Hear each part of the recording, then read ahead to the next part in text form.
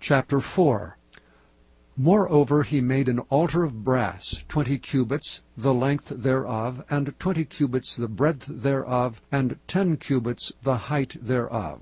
Also he made a molten sea of 10 cubits from brim to brim, round in compass, and 5 cubits the height thereof, and a line of 30 cubits did compass it round about.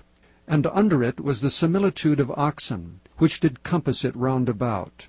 10 in a cubit, compassing the sea round about. 2 rows of oxen were cast when it was cast. It stood upon 12 oxen, 3 looking toward the north, and 3 looking toward the west, and 3 looking toward the south, and 3 looking toward the east. And the sea was set above upon them, and all their hinder parts were inward.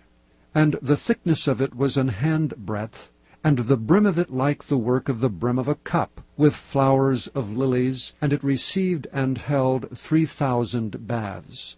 He made also 10 lavers, and put 5 on the right hand, and 5 on the left, to wash in them. Such things as they offered for the burnt offering, they washed in them. But the sea was for the priests to wash in. And he made 10 candlesticks of gold, according to their form, and set them in the temple, 5 on the right hand, and 5 on the left. He made also 10 tables, and placed them in the temple, 5 on the right side, and 5 on the left.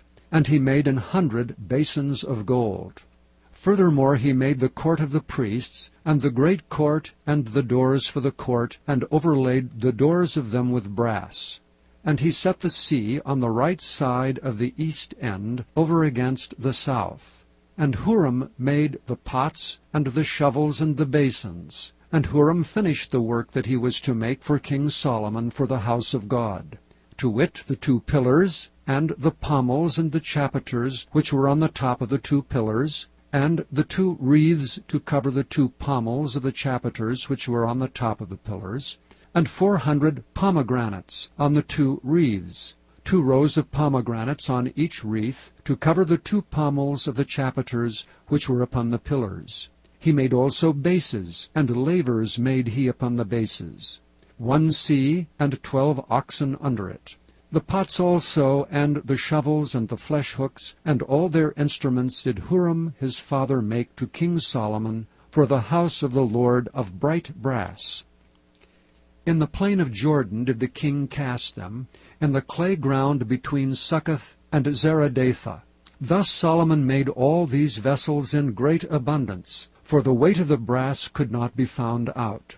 And Solomon made all the vessels that were for the house of God, the golden altar also, and the tables whereon the showbread was set. Moreover the candlesticks with their lamps, that they should burn after the manner before the oracle of pure gold.